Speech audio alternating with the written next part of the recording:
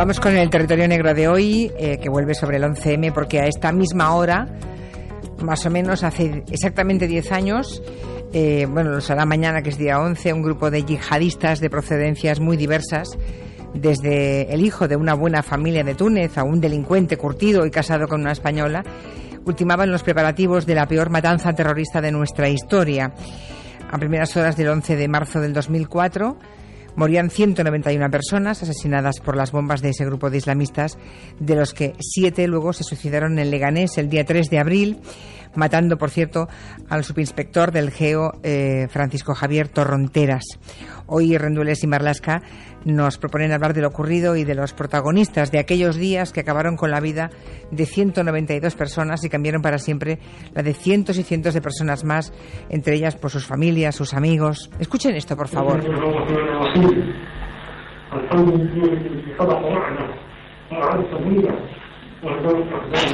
Bien, ¿qué es esto que estamos escuchando? Buenas tardes, Manu. Buenas tardes, Luis. Hola, buenas tardes. ¿Qué es este documento? Pues es un documento bastante curioso. Es un vídeo grabado el 27 de marzo del año 2004, es decir, apenas 6 días antes de que todos los terroristas, o la mayor parte de los participantes del 11M, se suicidasen. El vídeo lo encontraron entre los restos de la explosión de ese piso de Leganés, de la calle Martín Gaite, en el que suicidaron los activistas, los yihadistas. Yamal Hamidán, el chino, uno de los responsables del comando, está leyendo un texto en árabe en el que da una semana de plazo a los musulmanes para que se vayan de España.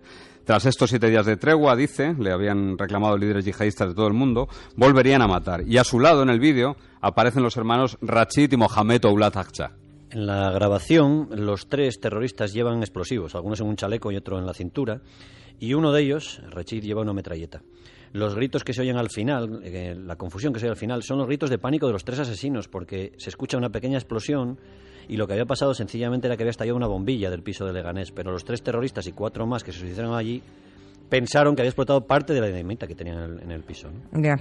O sea que este vídeo se graba después de los atentados del 11M, cuando ellos ya están ocultos en el piso de Leganés y ya estaban preparando nuevos objetivos, sí, deduzco de lo que decís. Sin duda, el chino Yamal Hamidán había estado comprobando Parque Sur, un gigantesco centro comercial frecuentado por familias y niños allí mismo en Leganés. Había buscado por internet y tenía planos incluso de acceso de sinagogas y de colegios judíos en Madrid y otros objetivos. Estaban ya puestas las bases para hacer estallar un tren de alta velocidad cuando terminara la tregua.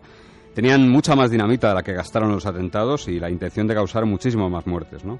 De hecho, cuando años después otra célula terrorista, esta de origen pakistaní, quiso golpear en Barcelona, decidió intentar atentar en el metro, porque sabían que allí moriría mucha más gente que en los trenes al aire libre que estallaron en Madrid en el 2004. Antes, sin embargo, habían hecho otro vídeo que se difundió entre los atentados y las elecciones, ¿no? Y apenas habían pasado 3 días. El 13M, sí. Este vídeo de tregua y amenaza que hemos escuchado un trocito era el segundo que grababan los terroristas. Suena un poco a chapuza, pero es que los terroristas no tenían previsto tener que reivindicar los crímenes con tanto ahínco, ¿no? Tener que decir, como nos confesaba un policía, que fuimos nosotros, ¿no? Sin que la gente les escuchara. Estaban frustrados por la propaganda oficial aquellos días, entre el 11 y el 14 de marzo, el día de las elecciones generales, no olvidemos, de forma que todavía ocultos cada uno en sus pisos respectivos de Madrid, no tenían el de Leganés alquilado todavía, el 13 de marzo el chino llamó y ordenó a Rachid y Mohamed Oulat, a los 2 hermanos, que grabaran un vídeo urgente, el primero, diciendo por fin que habían sido ellos. El problema es que, como ves, tuvieron que improvisar. Vivían en una casa de la calle Litos, en el barrio Villaverde, al sur de Madrid, con su hermana Naima, que es una mujer que cuidaba a un anciano español, a don Andrés, al que tuvimos ocasión de conocer, y que estaba, yo creo que no se habrá recuperado la historia todavía. Ya, tú miras. En aquel momento no tenían Corán, no tenían más que un fusil, y tampoco no tenían nada de simbología del martirio yihadista, ninguna bandera con la leyenda esta de no hay más Dios que Alá y Mahoma su profeta. Así que Rachid lo que hizo fue vestirse de blanco, pero cogió un pañuelo. El problema es que el pañuelo que cogió, según los expertos islamistas en islamismo que tenía la policía, es que el pañuelo era de mujer. ¿Por qué? Pues porque era el pañuelo de su hermana. Incluso algunos de los expertos creyeron que era un impostor. Ya. Bueno, pues ese vídeo fue el que se dejó en la papelera junto a la mezquita de la M30 en Madrid, que seguro que ustedes recuerdan. Bien, hemos visto que 7 de los terroristas murieron después en Leganés. Otros muchos fueron detenidos, otros huyeron, algunos murieron en Irak, continuando con su yihad, y de los que se sentaron en el banquillo, 18 fueron condenados. Sé que es una pregunta difícil, pero vosotros habéis investigado mucho y muy a fondo el 11M, habéis hablado sobre él en diferentes lugares, habéis publicado. Si tuvierais que explicar lo que ocurrió en pocas palabras, por ejemplo, a chavales de un instituto, a unos jóvenes de 15 años que no supieran nada, ¿cómo lo haríais? Bueno, los chavales de instituto o de universidad son un público muy exigente, pero tienen la ventaja de que no tienen tantos prejuicios ideológicos como muchos adultos, ¿no? Así que sería relativamente sencillo explicarles que desde el año 2001, después de los atentados del 11 de septiembre en Estados Unidos, España decidió empezar a detener todos los yihadistas que sabía que estaban escondidos aquí y que hasta entonces se consentían. En noviembre de aquel año 2001 se desmantela una célula liderada por un tipo que se llamaba Abu Dadda, que estaba casado con Marisa, una española de Vallecas, que había participado incluso en una peli de Almodóvar, pero se escapó uno de los futuros terroristas más importantes, Amer Azizi, conocido como Othman el Andalusí, el español, también casado con una mujer española, con Raquel Burgos, y que entonces huyó de Madrid vestido de mujer. Quédense con ese nombre que es importante. A ver, así sí. Fernando Reinares, el profesor Reinares, lo cuenta muy bien en un libro, en Mataldos, un libro de reciente aparición. Azizi escala puestos en Al-Qaeda, había pasado por la guerra de Afganistán, luego estuvo en Irak, en Pakistán, y allí en Pakistán un dron no tripulado, un dron de la CIA, lo mató en 2005 junto a otro jefe de Al-Qaeda. Al-Qaeda incluso publica su necrológica 5 años más tarde. Y Azizi, eso sí, antes de marcharse, dejó aquí algunos discípulos, como Yamal Zougam, por ejemplo, condenado por los atentados, o Serhan Ben Abdelmajid, el tunecino, que es otro de los suicidas del 11M. Y también había grupos de gentuza, como el sirio Al-Muhannad Al-Maladabas, y otros que desde entonces se reunían en un piso y fantaseaban con decapitar infieles, o con, por ejemplo, volar las Torres Kio, o entrar en una comisaría y dedicarse a matar policías. Por cierto, que la mujer española de Assisi creo que sigue desaparecida desde el año 2001. Hemos hablado aquí de ella alguna vez, lo habéis contado vosotros, ¿no? Recordemos que ella se cambió el nombre, ahora se llama Anane, se ha puesto el burka, en fin. Bueno, esos discípulos que deja aquí Assisi tienen ganas de matar, pero no tenían cómo hacerlo, ¿no? No tenían con qué. Exacto, hasta que en 2003 aparece en escena un personaje clave llamado Hamidán, al que llaman el chino, que es un tipo contradictorio, marroquí, un traficante de hachís y matón, pero que cada vez que salía de la cárcel tenía arrebatos místicos. Así lo contaron en su día su esposa y su suegra, las dos españolas, que vivieron con él hasta el mismo día de los atentados y un poco después. Y aquí comienza la otra historia de los atentados, ¿no? Las chapuzas, las casualidades que muchos han querido encubrir como conspiraciones. El chino conoce el mundo de la noche, conoce allí a Rafa Zuhair, a un buscavidas, confidente de la Guardia Civil y también delincuente. Zuhair le dice que en prisión conoció a unos asturianos que venden dinamita, que podrían conseguir todo el explosivo que quisieran, y los pone en contacto a los dos. Y en efecto, los asturianos pueden lograr hasta 200 kilos de dinamita sin problemas. En Asturias, evidentemente, no hay ningún control, y casi todo el mundo sabe que si necesitas dinamita para pescar o para nivelar un terreno, pues no hay más que preguntar a la gente adecuada. Sí, mineros, exmineros principalmente, ante la pasividad absoluta y las rivalidades provincianas, y esto lo digo yo, que soy un tipo de Gijón, entre la Guardia Civil de Gijón y la de Oviedo, que se pasaron la pelota y se iban lavando las manos durante años. Madre mía, y este Rafa Zuhair, o Zurier, como le llaman, Zuhieres, este intermediario es el que, recordemos, va a salir de la cárcel la semana que viene, porque ya ha cumplido el domingo, porque ya ha cumplido sus 10 años de cárcel. Eso es, ese día será un hombre libre, las acusaciones pretenden expulsarle del país, pero su boda con una mujer española, Paloma Álvarez, el pasado mes de septiembre, podría dificultar esta expulsión. Desde la prisión de Puerto 1 hoy ha hecho llegar una carta a su abogado para que se difunda, en la que, lejos de pedir perdón, insiste en que es súper inocente, y nos cuenta que en los últimos años pues Rafa ha sido un preso modelo, ha estado destinado en el comedor, gana 200 euros al mes, se ha convertido al Islam de verdad, aunque está lejos de ser un radical, y sigue cultivando su cuerpo como hacía antes a base de pesas y de artes marciales, ¿no? Y además forma parte de un grupo de teatro. Hablabais antes de los asturianos y hemos ido últimamente de entrevistas con ese minero, con Emilio Suárez Trasorras, en las que él mismo ha enterrado de forma definitiva la teoría de la conspiración, incluso pide perdón por haber facilitado en su momento el explosivo y toda la metralla para los atentados del 11M. Sí, Trasorras, que también era esquizofrénico, no lo olvidemos. Fue una de las estrellas de los agujeros negros del diario El Mundo y contó la verdad, o al menos una parte de ella, ya en un recurso al Tribunal de Estrasburgo en 2011. Desde entonces se ratifica en esa versión. Cuenta que intentó estafar a los moros, como él los llamaba, al chino, cogiéndole el hachís sin pagarle nada por él a cambio, ¿no? Pero Yamal Hamidán era un tipo muy curtido, y a pesar de que Trasorras le mareó durante meses y le envió a chavales de su grupo de Avilés a los que vendía hachís con muestras de explosivos, al final... Eso es, un sábado por la noche, Trasorras no tuvo más remedio que cumplir. 4 terroristas se presentaron en Avilés, les llevó hasta la mina Conchita, donde había trabajado y donde estaban los explosivos. Trasorras recuerda, y esto es bastante curioso, que primero vio Salsa Rosa, el programa, con su mujer Carmen Toro, ¿sí? Que los moros tuvieron que ir a Carrefour a comprar mochilas porque no se imaginaban que iban a encontrar tantos explosivos, ¿no? Volvieron a recogerlos, los cargaron y se fueron de vuelta a Madrid en una noche muy lluviosa. Este Trasorras es el que ha cambiado en prisión, decís, de forma, digamos, sorprendente, ¿no? Como individuo. Sí, se ha hecho religioso. Es protestante, es evangélico, pertenece a la asociación Nueva Vida, ha pedido perdón a las víctimas, incluso se ha entrevistado con una de ellas.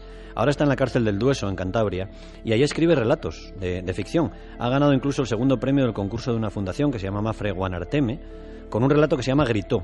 Por cierto, que en el jurado de ese premio estaba la admirada Maruja Torres. Lo hemos leído y no está mal el relato, no sería el primer criminal con talento literario. Trasorras dice que no sabía para qué quería el chino explosivo, pero eso es muy discutible, ¿eh? Era votante convencido de Pepe de Aznar. De los chavales que usó para llevar pequeñas cantidades de explosivo, uno de ellos, que era menor de edad entonces, el gitanillo, ya está en libertad vigilada, tiene pareja, se porta medianamente bien y acude a todas las tutorías. Otros saldrán en los próximos años y uno de los juzgados, un exvigilante minero llamado Emilio Llano, pasó 2 años en prisión, luego fue absuelto por el Tribunal Supremo y murió de cáncer. Bueno, hemos hablado de chapuzas, de falta de coordinación, todo esto antes del 11M, pero es innegable también que desde ese día y contra viento y marea se ha hecho un esfuerzo enorme, ¿no? Todas esas condenas, por ejemplo, fueron posibles por un trabajo policial enorme del que aquí nos habéis hablado muchas veces. ¿Qué ha sido de esos policías que participaron en la investigación del 11M? Pues aunque parezca extraño, prácticamente ninguno sigue dedicado a la lucha antiterrorista. Tuvo tal desgaste político y social que se los llevó por delante a todos. El comisario general de Información, el máximo responsable antiterrorista durante el 11M, Jesús de la Morena, dejó la policía y se fue a trabajar a Iberia. Su sucesor, Telesforo Rubio, fue enviado de oficial de enlace a Moscú y ahora está en el Consejo Asesor, una especie de órgano consultivo, no es un policía operativo ya. Rafael Gómez Menor, uno de los hombres clave de las primeras horas de la investigación del 11M, sí es comisario y trabaja en la Audiencia Nacional. Y José Cabanillas, que se dejó buena parte de salud en aquel sumario, en aquellas investigaciones, es ahora el jefe del área de publicaciones de la policía. Otros de los jefes de sección de aquellos días están en el CNCA, el organismo que coordina la lucha antiterrorista. Otro jefe de sección pasó a la segunda actividad. Prácticamente solo uno de los policías que intervinieron en esas primeras horas de la investigación, el jefe de la UCAO, sigue en su mismo puesto, ¿no? Nos decía uno de los policías que cargó con buena parte del ingente trabajo de esos meses que el desgaste profesional y personal, sobre todo, fue terrible, fue enorme. No fue reconocido por los mandos, por los políticos metidos en otras guerras y ninguno de ellos prácticamente quiso seguir en su destino, al margen de que algunos incluso fueron depurados. O sea, el desgaste debió ser terrible porque recordemos aquellos días de marzo, ¿no? La policía hacía su trabajo, cada vez cercaba y estaba más cerca de los islamistas. El gobierno de Aznar mantenía la doble teoría, la teoría de ETA iba ganando enteros. Y después está la tesis de la conspiración, que se llevó o intentó llevarse por delante el prestigio de algunos policías, ¿no? Sí, uno de los objetivos preferidos de esos dardos conspiranoicos fue el entonces comisario del TEDx, Juan Jesús Sánchez Manzano. Hoy es el jefe de la comisaría de Móstoles, es comisario principal, y ha escrito un libro francamente interesante, que recomiendo, Las bombas del 11M. Ahí cuenta en primera persona lo que ocurrió a aquellas horas, la obcecación del gobierno por mantener la ilusoria tesis de ETA, mientras todo apuntaba al yihadismo, y los ataques que sufrió desde las filas de la conspiranoia, ¿no? Pedro J. Ramírez, su sucesor Casimiro García Vadillo, Jiménez Dos Santos, Luis del Pino, algunos hasta llegaron a atribuirle una relación sentimental con una víctima del 11M. Otro de los policías más atacados en aquellos meses, años incluso, fue Rodolfo Ruiz, que en aquellos días de marzo era el responsable de la comisaría de Vallecas, que fue donde apareció en la noche del 11 de marzo la mochila con la bomba que no llegó a explotar en los trenes, ¿no? Desde la gente de la conspiranoia, de los agujeros negros, se llegó a apuntar que fue el comisario Ruiz quien había dejado ahí la mochila con la bomba para desviar las investigaciones hacia una pista falsa, a una dirección determinada y hundir al gobierno del PP. La mujer de este hombre, Rodolfo Ruiz, y esto ya son palabras mayores, presa de una depresión, se suicidó, se quitó la vida en el año 2009. Él se prejubiló y vive en Zaragoza. Dios mío, qué asolación para cuánta gente, ¿no? Y sorprende que alguno haya pedido perdón desde la cárcel y en cambio los que han mantenido las tesis de la conspiración aún no lo hayan hecho, ¿eh? No, lo más cerca que estuvo es Pedro J. Ramírez, que le dijo a Jordi Évole en Salvados que no descartaba aún completamente, aunque le parecía improbable, la tesis de la autoría de ETA en los atentados del 11M, ¿no? Algunos parecen dar pasos hacia la verdad, pero por otro lado se sigue insultando y difamando a algunas víctimas del 11M, ¿no? Concretamente a 2 mujeres de nacionalidad rumana, testigos protegidos, que fueron quienes reconocieron a Yamal Zougam la mañana del 11M en los trenes. El diario El Mundo, que parece que se está reconciliando ahora con el juez Bermúdez, escribió hace bien poco varios reportajes según las cuales C65 y J70, que es el nombre en clave de estos testigos, ni siquiera estuvieron en los trenes, sino que lo que hicieron fue urdir una enorme mentira solo para beneficiarse de las ayudas económicas para las víctimas. Uf, es que de verdad es tremendo, ¿eh? Sí, pues tremendo. Es la historia del territorio negro de hoy. No es la primera vez, pero sí, digamos, con últimos flecos que aquí lo abordan Marlaska y Rendueles, con el rigor que los caracteriza y siempre llamándole a todo por su nombre. Supongo que vosotros, la cantidad de amigos que tenéis en la policía, habrán vivido, hombre, los que han estado de cerca injuriados, calumniados, lo habrán pasado mal, pero sus propios compañeros habrán acudido estupefactos a lo que ocurría con sus compañeros, ¿no? Bueno, recuerdo los días antes de las elecciones que nos decían algunos policías del PP, porque el PP había gobernado y había subido el sueldo a la mayoría de los policías, los había tratado bastante bien.